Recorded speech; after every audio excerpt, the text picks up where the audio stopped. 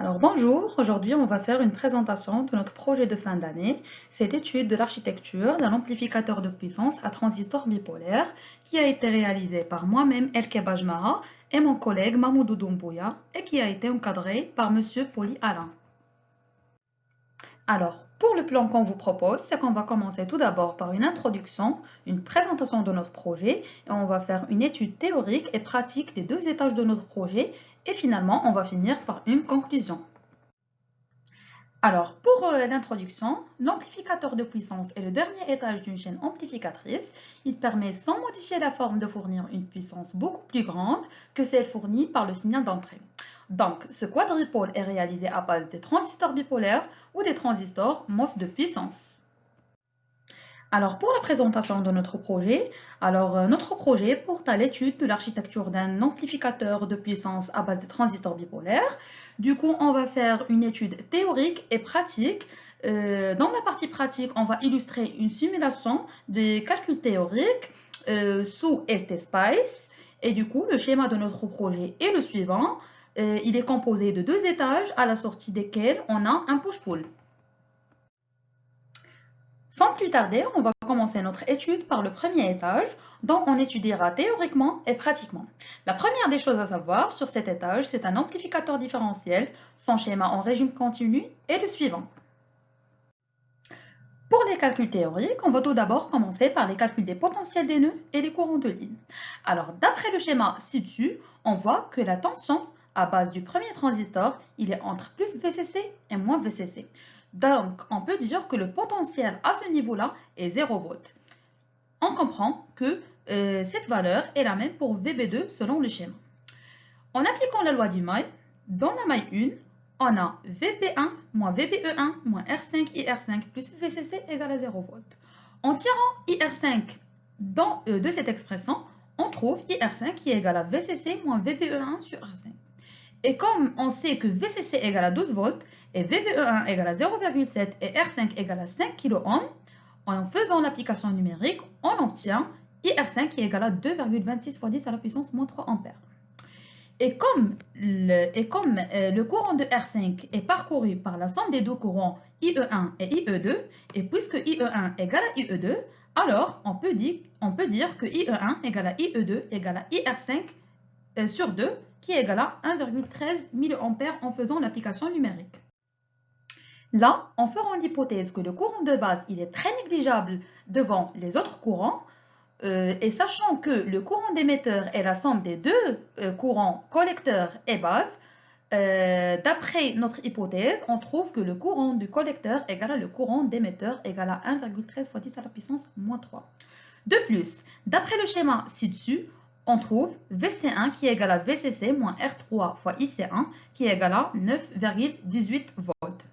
Passons maintenant à la vérification de notre hypothèse avec bêta égale à 160 et puisque le courant du collecteur égale à le produit de bêta 1 fois IP1, donc IB1 égale à IC1 sur bêta 1 qui est égal à 7 microampères. 7 microampères, il est très négligeable devant les autres courants. Passons alors à l'étude pratique, on va illustrer les calculs théoriques obtenus par une simulation sous LT-SPICE. Le schéma en continu sous LT-SPICE est le suivant. On va faire une simulation .op pour voir les caractéristiques obtenues en théorie. Après la simulation sous LT-SPICE, on obtient le résultat suivant. On voit que la tension du collecteur du premier transistor, qu'on l'appelle Vcol, égale à 9,20 volts, ce qui est sensiblement identique à la valeur trouvée en théorique qui est égale à 9,18 volts. On voit aussi que IC1 égale à IC2 égale à 1,11 mA, ce qui n'est pas loin à la valeur trouvée en théorique qui est égale à 1,13 mA. Et là, je passe la parole à mon collègue Mamoudou pour faire l'étude en régime alternatif. Bonjour, je suis Doumbouya Mamoudou. Je commence tout d'abord par remercier ma collègue pour cette très belle intervention.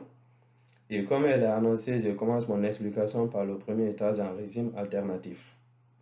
Sans plus tarder, on commence par l'étude théorique, comme toujours. Le schéma simplifié de cet amplificateur différentiel en régime alternatif est le suivant.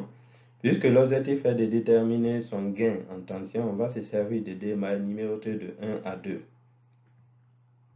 Alors, la tension VBE1 qui se trouve au borne de la résistance RE1 est égale à RE1 multiplié par IB1.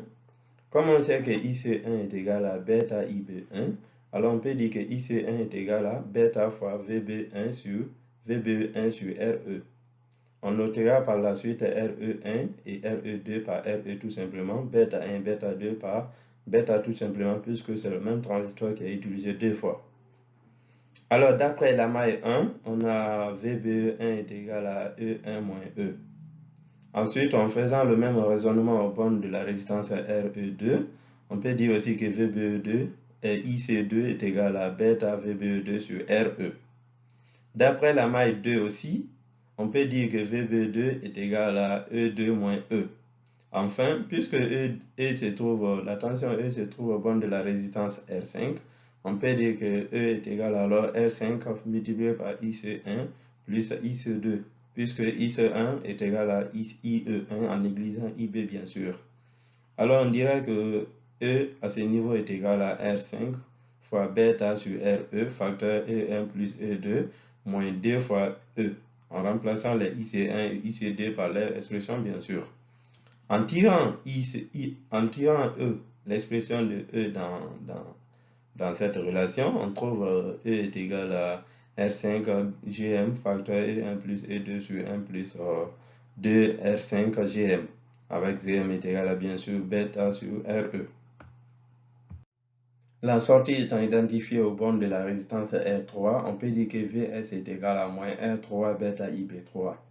En remplaçant IB1 par son expression dans cette relation, on trouve alors Vs est égal à moins R3 bêta sur RE, facteur E1 moins E. En remplaçant E par son expression obtenue précédemment, on peut dire que Vs est égal à l'expression suivante. En les rendant au même dénominateur et en regroupant les termes à E1 et les termes en E2, on peut écrire Vs sous la forme suivante.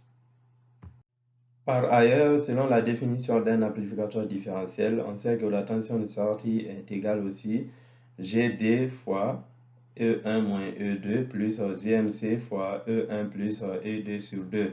GD étant le gain différentiel et GMC le gain à mode commun. On peut regrouper ici aussi les termes à E1 et les termes à E2. C'est pourquoi Vs peut s'écrire sous la forme suivante. Par identification, on peut retrouver un système d'équations à deux équations de deux inconnus, GMC et GD.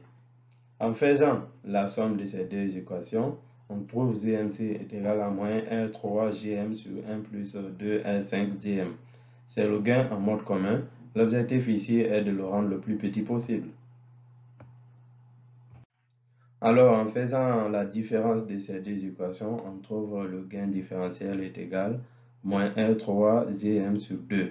C'est le gain en mode différentiel. L'objectif ici est de le rendre le plus grand possible. C'est le gain qu'on utilisera dans la suite de nos calculs. Alors, on va déterminer sa valeur numérique.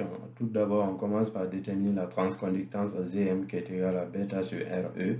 Or, RE aussi est égal à bêta sur 38 IC. C'est pourquoi GM va donner 38 IC, ce qui est égal à 42,94 fois 10 puissance moins 3. En faisant application numérique, alors on trouve le gain en mode différentiel est égal à 53,675. On va à présent faire une étude pratique de nos calculs, c'est-à-dire une illustration sur le logiciel LTSpace. Comme on est en régime alternatif, on peut faire une étude fréquentielle ou une étude temporelle. Ici, nous, on va faire les deux pour faire une illustration complète. Commençons par l'étude fréquentielle. Le schéma sous LTSpace est le suivant, où on va mettre une tension de type AC de 50 mV. La rentrée étant identifiée par IN et la sortie au collecteur du premier transistor qu'on note par col Q1. On fait une simulation point AC sur 1000 points pour voir ce résultat. Alors après simulation, le résultat est le suivant. Pour comparer cette valeur à notre valeur théorique, on le transforme en dB. Comme on a trouvé 53,675 en dB, cela nous donne 34,59 dB. Cette valeur est sensiblement égale à la valeur obtenue en simulation qui est 34,32. En étude temporelle, on met une tension sinusoïdale d'amplitude toujours 50 mV et on fait une simulation 0.30. Alors, le résultat obtenu en étude temporelle sous LTSpace est le suivant. Alors, on voit ici que l'amplitude de notre tension de sortie est 11,25 volts, mais elle se trouve autour de 9. Pour le ramener autour de 0 comme la tension d'entrée, on fait tout simplement cette amplitude de moins 9 volts. Du coup, on trouve 2,25 volts, ce qui est égal à millivolts 2250. 2250 est le produit de 50 millivolts de notre entrée par 45. Du coup, le gain est à ce niveau 45.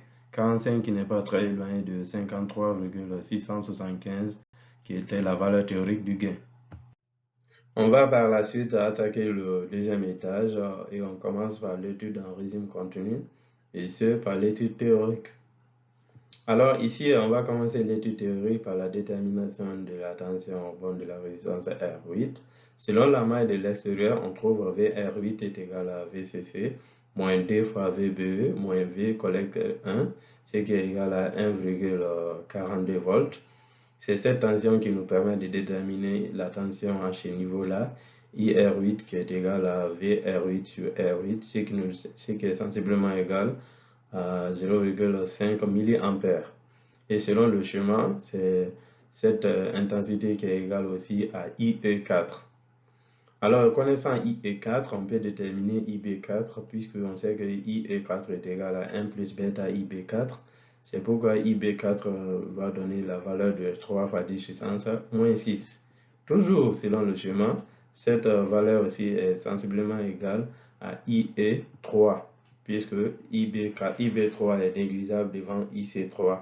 Donc, IC3 est égal à IE3.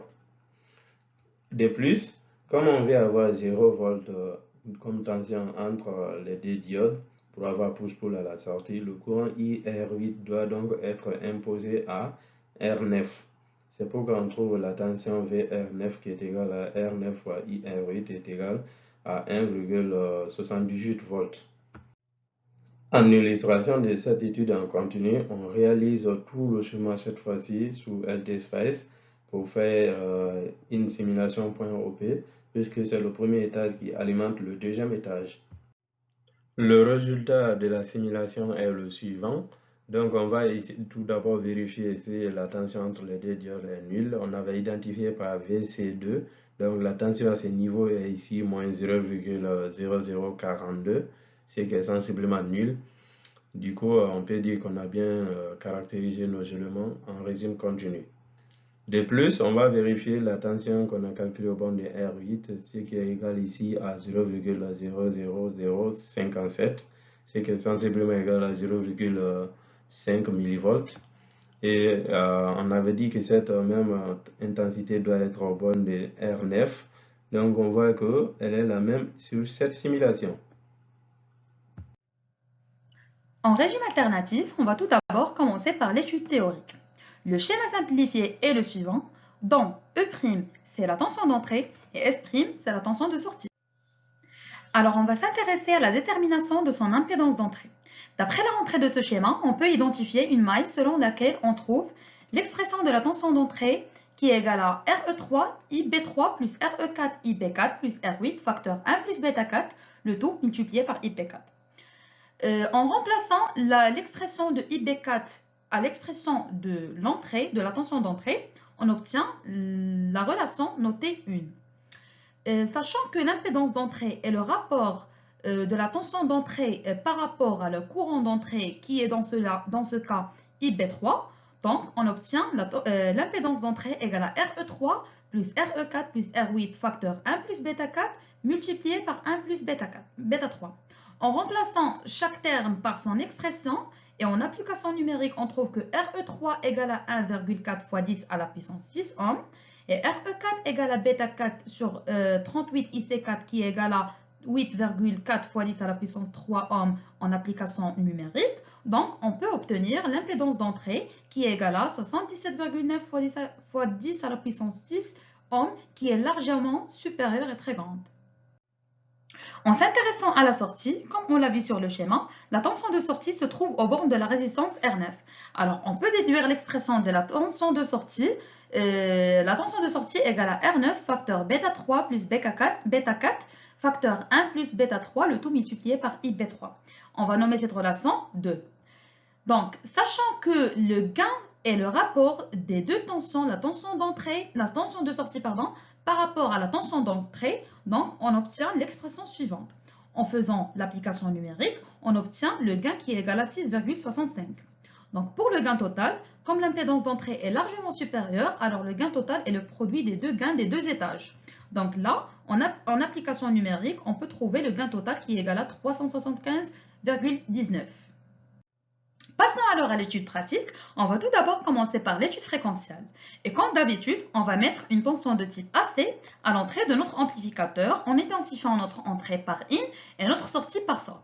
On va simuler par point AC pour la vérification du résultat théorique. Du coup, après la simulation sous ETSPICE, le résultat obtenu après l'étude fréquentielle est le suivant. On va faire le rapport de sortie par rapport à l'entrée pour trouver le gain. Et en mettant les curseurs sur les rapports, on trouve le gain égal à 46,97 dB. Pour comparer cette valeur à notre valeur, on convertit le gain total en dB en faisant 20 log de sa valeur qui est 375,19. On trouve 51,48 dB, ce qui est sensiblement identique à la valeur pratique qui est affichée sur ce résultat. Toujours continuant notre illustration du régime alternatif, alors on va aussi passer à l'étude temporelle sous ETSPICE. Le schéma est le suivant. On a mis une tension sinusoïdale qui va nous permettre de faire une simulation en point trend. Donc, après la simulation sous ETSPICE, le résultat obtenu de l'étude temporelle est le suivant. Là, on a la tension d'entrée en noir et la tension de sortie en bleu. On a mis une tension d'entrée d'amplitude 10 mV. On a obtenu une tension de sortie d'amplitude 3 volts, ce qui valent 3000 mV. Ça veut dire qu'on a multiplié la tension d'entrée par 300. Donc, on peut dire que le gain est 300, et ce qui est sensiblement identique à la valeur trouvée théoriquement, c'est le gain qui est égal à 375,19. Là, je passe la parole à mon collègue Mamoudou Doumbouya, qui va faire une conclusion générale de notre projet. Bien avant de conclure, on peut dire que nous avons redimensionné les éléments caractéristiques de cet amplificateur en mettant la résistance à R5 à 5 kΩ et la résistance à R9 à 20 kΩ, ce qui nous a permis d'obtenir le push-pull à la sortie de cet amplificateur, qui fait que si Q5 conduit les alternances positives, alors Q6 conduit les alternances négatives. Pour conclure, ce projet qui s'inscrit dans le cadre du projet de fin de cycle de notre licence à l'Université Clermont-Auvergne nous a donné l'opportunité de mettre en œuvre nos socles de connaissances, nos savoir-faire en électronique analogique et de faire une simulation pratique de nos études théoriques, d'une part. Et d'autre part, il a été très bénéfique car il nous a permis de faire une approche concrète du monde professionnel de notre futur métier d'ingénieur qui s'explique par la prise d'initiative, le respect des délais, la décomposition des tâches et surtout l'esprit d'équipe. Pour finir, nous remercions très chers professeurs pour tout ce que vous avez fait pour nous. Nous vous en sommes très reconnaissants.